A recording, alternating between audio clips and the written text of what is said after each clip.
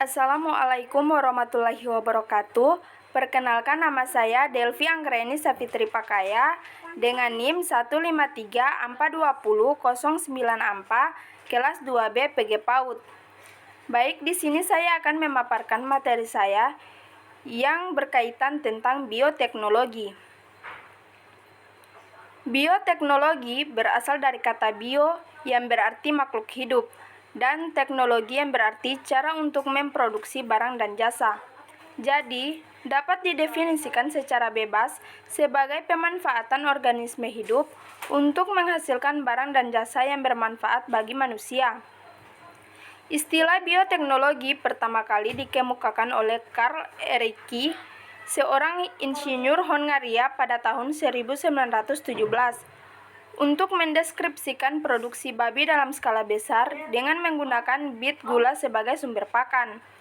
Pada perkembangannya sampai pada tahun 1970, bioteknologi selalu berasosiasi dengan rekayasa biokimia, biocell engineering. Dari panduan dua kata tersebut, Bio dan Teknologi European Federation of Biotechnology 1989 mendefinisikan bioteknologi sebagai perpaduan dari ilmu pengetahuan alam dan ilmu rekayasa yang bertujuan meningkatkan aplikasi organisme hidup, sel, bagian dari organisme hidup, dan analog molekuler untuk menghasilkan produk dan jasa. Berikut penerapan bioteknologi. Dalam rangka memenuhi dan meningkatkan mutu kebutuhan hidup, manusia memanfaatkan biologi terapan yang digabungkan dengan teknologi modern sehingga tercipta ilmu baru yang dikenal dengan sebutan bioteknologi, dan terkadang ada yang menyebut bio masa depan. Beberapa ahli dan badan internasional memberikan batasan bioteknologi sebagai: yang pertama, kegiatan yang menitik beratkan pemanfaatan aktivitas biologi dalam lingkup teknologi proses dan produksi secara besar-besaran dalam industri yang dikaitkan dengan produksi massal. Kedua, pemanfaatan prinsip-prinsip ilmiah dan kerekayasaan terhadap jasad, sistem atau proses biologi untuk memproduksi benda hidup, benda mati, atau jasad bagi kepentingan manusia. Dalam perkembangan lebih lanjut, lahirlah bioteknologi kedokteran, bioteknologi farmasi, bioteknologi pertanian, bioteknologi peternakan, dan sebagainya. Dampak negatif penerapan bioteknologi.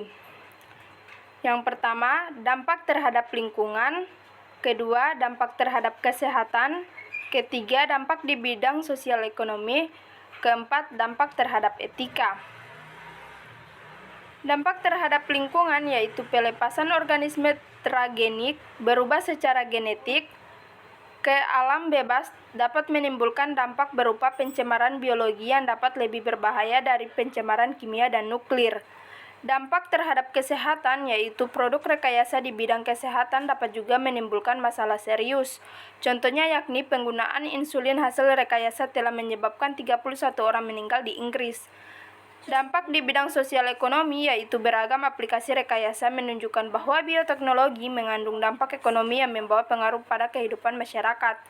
Produk bioteknologi dapat merugikan petani kecil.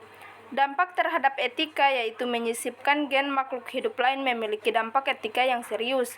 Menyisipkan gen makhluk hidup lain yang tidak berkerabat dianggap melanggar hukum alam dan sulit diterima masyarakat.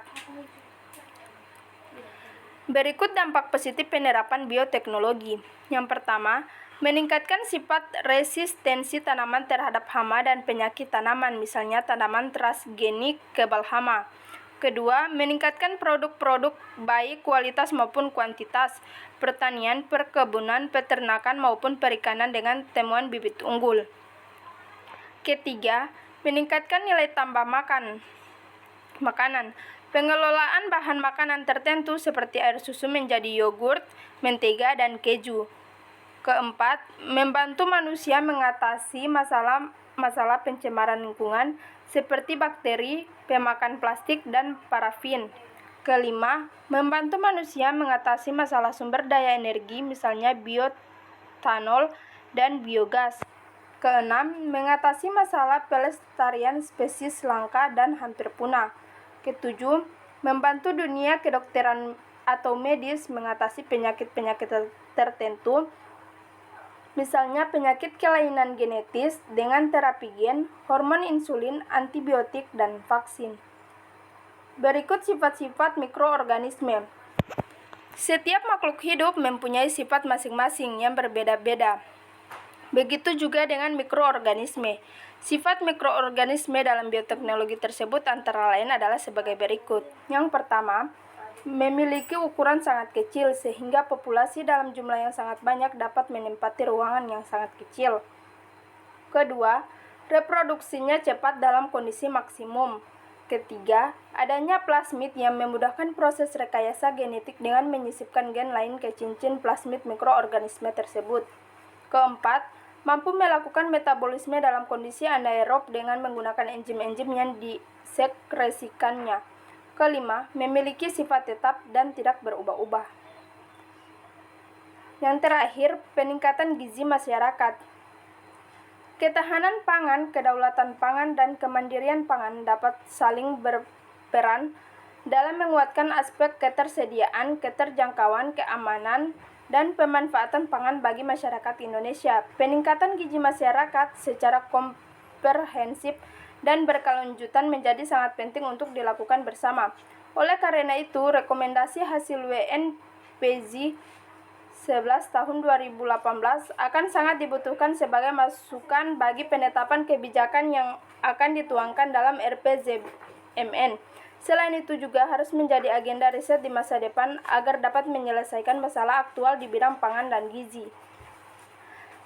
Baik, itulah hasil presentasi dari pemaparan materi saya. Wassalamualaikum warahmatullahi wabarakatuh.